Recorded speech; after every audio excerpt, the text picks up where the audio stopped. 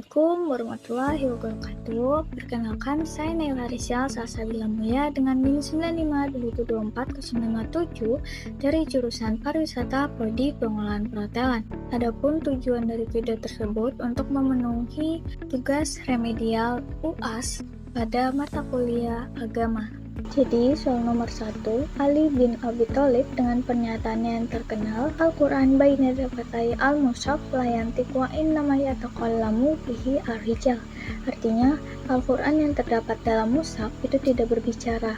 Yang membuatnya dapat berbicara adalah para pembacanya. Nah, jelaskan apa yang dimaksud beliau dari pernyataan tersebut. Jawabannya, melalui model pembacaan seperti itu, maka dimungkinkan terjadinya proses pengayaan tafsir sesuai dengan latar geografis, sosial budaya, dan spirit zaman saat Al-Quran itu ditafsirkan. Dengan kata lain, perbedaan latar belakang keilmuan penafsir itu akan mempengaruhi corak pemahaman terhadap Al-Quran. Begitu juga perbedaan latar sosial budaya dan geografi penafsir akan berbeda hasil tafsirannya. Seseorang yang dibesarkan di lingkungan yang lebih rasional cenderung memperlakukan Al-Quran sebagai kajian filsafat. Baliknya, seseorang yang terbiasa bergelut dengan kajian-kajian teologis akan memposisikan Al-Quran sebagai teks doktrin dan dogma. Seorang yang besar dalam kultur budaya Arab akan memiliki pemahaman yang berbeda dengan orang lain yang besar dalam kultur budaya Asia atau Eropa. Pembaca Al-Quran abad ke-7 tentunya itu juga akan memiliki pemahaman yang berbeda dengan pembaca Al-Quran abad ke-21. Hal ini menunjukkan bahwa Al-Quran itu dapat menjadi sumber inspirasi bagi semua orang sepanjang masa dan di seluruh dunia. Inilah yang disinyalir oleh Ali bin Abi Thalib dengan pernyataannya yang terkenal, yaitu Al-Quran baina dafatai al-mushaf layantik wa innama yataqallamu bihi ar-rijal, yang artinya Al-Quran yang terdapat dalam mushaf itu tidak berbicara. Yang dapat membuatnya berbicara adalah para pembacanya. Soal nomor 2, pribumisasi Islam diantaranya mengambil bentuk seni vokal atau tembang yang dipergunakan untuk menyampaikan pesan-pesan moral Islam. Nah, apa sih yang dimaksud dengan pribumisasi Islam? Lalu bagaimanakah cara dakwah Wali Songo pada masanya? Jawabannya, dakwah Wali Songo di Pulau Jawa merupakan contoh konkret dakwah yang sengaja melakukan inkulturisasi Islam, yang dimana para wali mempergunakan instrumen-instrumen kebudayaan yang ada untuk memasukkan pesan-pesan Islam. Misalnya, tradisi selamatan 3 hari, 7 hari, 100 hari. Pada masa dahulu, di masyarakat Jawa dilaksanakan jika anggota keluarga meninggal dunia. Oleh para wali, momen dan forum kumpul-kumpul tersebut itu dibiarkan, tetapi dimodifikasi dengan membaca yasin, tahlil, tasbih, tahmid, dan sholawat dengan diselingi pesan-pesan keagamaan. Pribumisasi Islam adalah psikologi indigenous yang mengembangkan spiritualitas keberagaman berangkat dari akar kearifan lokal. Khazanah kearifan lokal itu ditafsirkan membentuk variasi keberagaman yang dapat dimaknai ke dalam berbagai unsur budaya. Ia mampu mengubah substansi spiritualitas atau tauhid tanpa mengubah bentuknya. Ketika tauhid itu mampu dibangun bersama narasi-narasi totalitas, Islam itu dapat menyatu ke jantung masyarakat yang beragam latar budaya. Nah, disinilah Islam rahmatan lil alamin dipraktikkan tanpa menyakiti para manusia. Soal nomor 3, apa yang kamu ketahui tentang NU Muhammadiyah? Nah, apa yang kamu ketahui dengan Syiah, Ahmadiyah, Jil, dan apa yang menyebabkan ketiga aliran itu dilarang di Indonesia? Jelaskan. Jadi NU dan Muhammadiyah merupakan dua organisasi ormas Islam terbesar yang ada di Indonesia. Kedua ormas ini memiliki kekayaan budaya yang sangat besar manfaatnya bagi bangsa Indonesia. NU memiliki pondok-pondok pesantren yang tersebar di seluruh pelosok Indonesia, terutama di Pulau Jawa. Sedangkan Muhammadiyah itu memiliki sekolah-sekolah dari taman kanak-kanak hingga perguruan tinggi di seluruh pelosok Indonesia. NU memiliki banyak kiai, sedangkan Muhammadiyah memiliki banyak cendekiawan muslim. Namun pada periode terakhir ini, NU itu juga memiliki banyak sekolah dan cendekiawan muslim, sedangkan Muhammadiyah pun juga memiliki banyak pesantren dan kiai. Nah, kedua ormas ini tuh memiliki banyak lembaga sosial. NU memiliki banyak lembaga pemberdayaan umat dan lembaga rehabilitas sosial, sedangkan Muhammadiyah memiliki banyak rumah sakit, poliklinik, dan panti asuhan. Nah, mengapa sih masyarakat Indonesia itu menolak mazhab Syiah?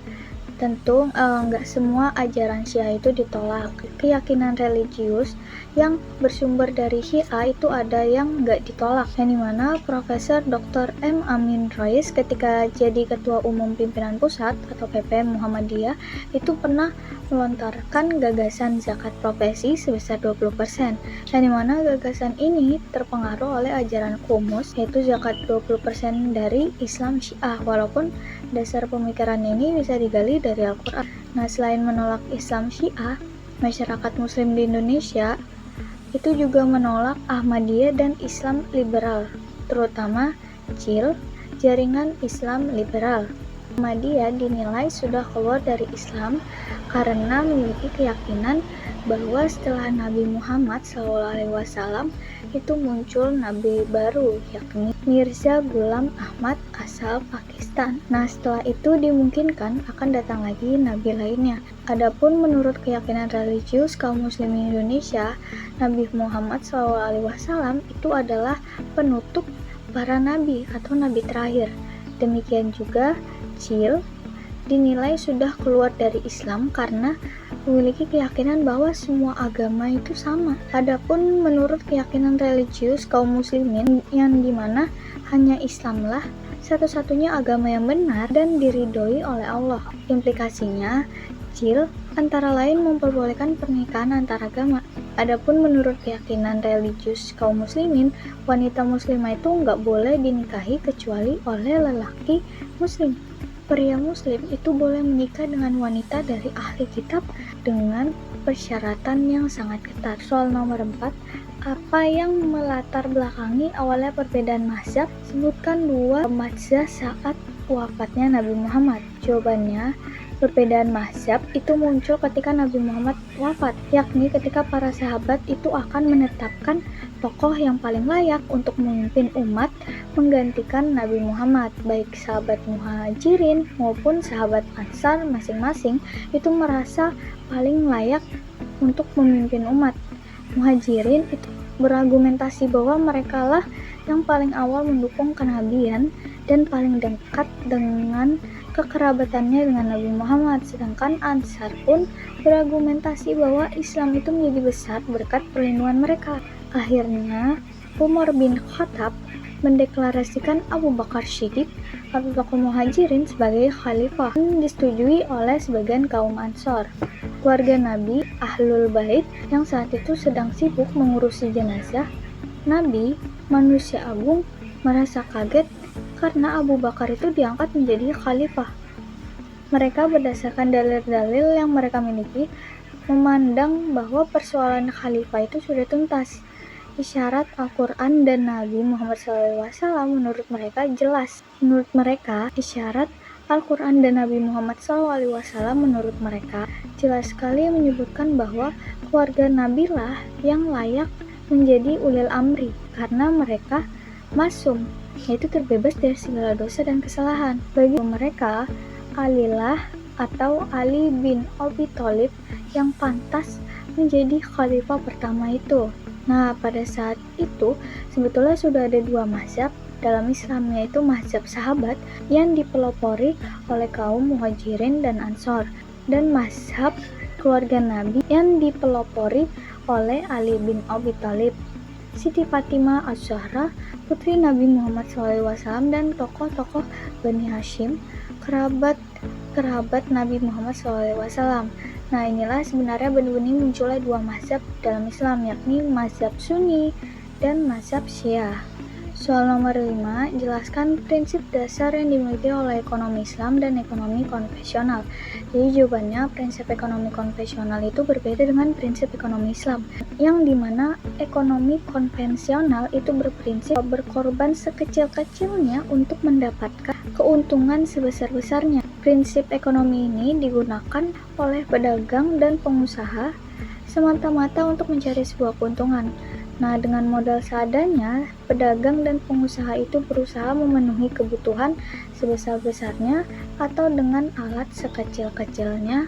Pedagang dan pengusaha berusaha memenuhi kebutuhan secara maksimal. Nah, dalam Islam, ekonomi ialah berkorban secara tidak kikir dan tidak boros dalam rangka mendapatkan keuntungan yang layak. Nah, dengan demikian, pengorbanan itu nggak boleh sekecil-kecilnya ataupun tertentu saja, melainkan pengorbanan yang tepat itu harus sesuai dengan keperluan yang sesungguhnya sehingga mutu produksi itu dapat terjamin. Demikian pula, keuntungan tidak perlu dikejar sebesar-besarnya dan tidak perlu melewati batas. Jadi, keuntungan monopoli itu dilarang dalam Islam. Oleh karena itu, keuntungan itu harus sewajarnya dan tidak boleh merugikan orang lain. Soal nomor 6, bagaimanakah Islam memandang tentang politik? Term Islamnya adalah siyasah. Jelaskan apa yang dimaksud dengan siyasah dusturiyah, siyasah dauliyah, dan siyasah ma'aliyah. Jawabannya, bagaimana sih pandangan Islam itu tentang politik? Jadi politik yang dalam term Islam itu disebut dengan siyasah, yang dimana ini merupakan bagian integral atau yang nggak dapat terpisahkan dari fikih Islam. Nah, salah satu objek kajian fikih Islam itu siyasah atau yang disebut fikih politik. Fikih politik secara global itu membahas masalah-masalah ketatanegaraan atau siyasah dusturiyah, hukum internasional atau siyasah dauliyah, dan hukum yang mengatur politik keuangan negara atau siyasah ma'aliyah. Cermati ayat-ayat berikut. Quran Surah An-Nisa ayat 134, Quran Surah Al-Munafikun ayat 9, Quran Surah At-Takasur ayat 1-2, Quran Surah At-Taubah ayat 24, Quran Surah An-Nisa ayat 29-30, dan terakhir Quran Surat Al-Baqarah ayat 219. Nah, bagaimana sih pendapatmu? Terus lakukan analisis perbandingan antara karakter manusia berbasis ekonomi Islam dan karakter manusia berbasis prinsip-prinsip ekonomi lainnya atau siyasah dusturiyah atau hukum tata negara. Materi yang digaji dengan tata cara dan metode suksesi kepemimpinan, kriteria seorang pemimpin hukum mewujudkan politik, pembagian kekuasaan, eksekutif, legislatif, dan yudikatif, institusi pertahanan keamanan, institusi penegakan hukum atau kepolisian, dan lain-lainnya. Siyasah dauliyah itu hukum politik yang mengatur tentang hubungan internasional, yang dimana objek kajiannya itu hubungan antar negara Islam dengan sesama negara Islam, hubungan negara Islam dengan negara non-muslim, hubungan bilateral dan multilateral, hukum perang dan damai, gencatan senjata, hukum kejahatan perang, dan lain-lain. Siyasah ma'aliyah atau hukum politik yang mengatur tentang keuangan negara, yang dimana konteks yang dibahas ialah sumber-sumber keuangan negara, distribusi keuangan negara, perencanaan anggaran negara dan penggunaannya, pengawasan dan pertanggungjawaban penggunaan keuangan negara, dan filantropi Islam. Selanjutnya, soal nomor 7, apa tujuan dari pendidikan Islam? Jelaskan apa yang dimaksud dengan Abdullah dan Khalifatullah. Jadi, pendidikan dalam Islam itu bertujuan untuk memanusiakan manusia. Ini berarti tujuan pendidikan ialah menjadikan manusia untuk sadar atas eksistensi dirinya sebagai manusia, hamba Allah yang bertugas sebagai Abdullah dan berfungsi sebagai Khalifatullah. Nah, sebagai Abdullah ini ia wajib beribadah itu hanya kepada Allah. Itu tercantum pada Quran surat At-Zariyat ayat 56, dan sebagai Khalifatullah yang dimana ia itu harus membangun peradaban yang maju di bumi Allah, itu terdapat dalam Quran surat Al-Mu'minun ayat 51-53 dan Quran surat At-Taubah ayat 105. Nah, modal dasar agar manusia itu dapat memfungsikan dirinya sebagai khalifatullah adalah iman, ilmu, dan amal. Quran Surah Yunus ayat 62 dan Quran Surah Ali Imran ayat 110. Nah, nggak mungkin peradaban yang dibangun itu di atas dasar kebodohan. Yang dimana itulah sebabnya menguasai ilmu itu menjadi hukum wajibnya bagi setiap para muslim. Itu terdapat dalam Quran Surah Al-Mu'minun ayat 12-14 dan Quran Surah At-Taubah ayat 122.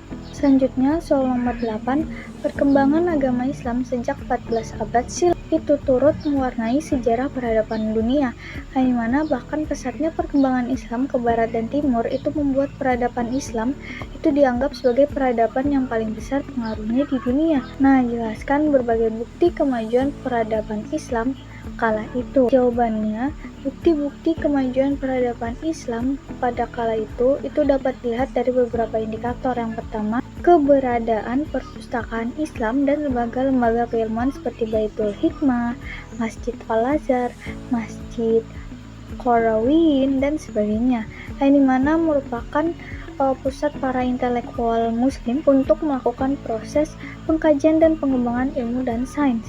Yang kedua, itu ada peninggalan karya intelektual muslim seperti Ibnu Sina, Ibnu Haytham, Imam Syafi'i, Ar-Razi, Al-Kindi, Ibnu Rushd, Ibnu Khaldun, dan sebagainya. Yang ketiga, itu ada penemuan-penemuan intelektual yang dapat mengubah budaya dan tradisi umat manusia seperti penemuan kertas, karpet, kalender Islam, penyebutan hari-hari, seni arsitektur, dan tata perkotaan. Kemudian yang keempat ada pengaruh utamaan nilai-nilai kebudayaan asasi sebagai manifestasi dari konsep Islam, iman, ihsan, dan takwa. Islam itu mendorong budaya yang dibangun atas dasar silm atau ketenangan dan kondusivitas. Kemudian ada salam atau kedamaian, kemudian ada solamah atau keselamatan. Nah, sedangkan iman itu melahirkan budaya yang dilandasi oleh aman atau rasa aman dan amanah atau tanggung jawab terhadap amanah, yang dimana akhirnya ihsan mendorong budaya hasanah atau keindahan dan husen atau kebaikan. Soal nomor 9, sebagaimana telah diketahui, orang yang pertama kali belajar dan mengajarkan filsafat dari orang-orang Sofia atau Sofis tahun 500 sampai 400 sebelum Masehi itu adalah Socrates pada tahun 469 sampai 399 sebelum Masehi. Kemudian diteruskan oleh Plato 457 sampai 427 sebelum Masehi. Nah, setelah itu diteruskan oleh muridnya yang bernama Aristoteles tahun 384 sampai 322 sebelum Masehi. Nah, setelah zaman Aristoteles, sejarah itu nggak lagi mencatat generasi penerus hingga munculnya Al-Kindi pada tahun 801 Masehi. Nah, apa sih yang diperintahkan oleh Raja Al-Ma'mun dan Raja Harun Ar-Rasyid kepada Al-Kindi? Jelaskan apa yang dimaksud dengan masyarakat Madinah.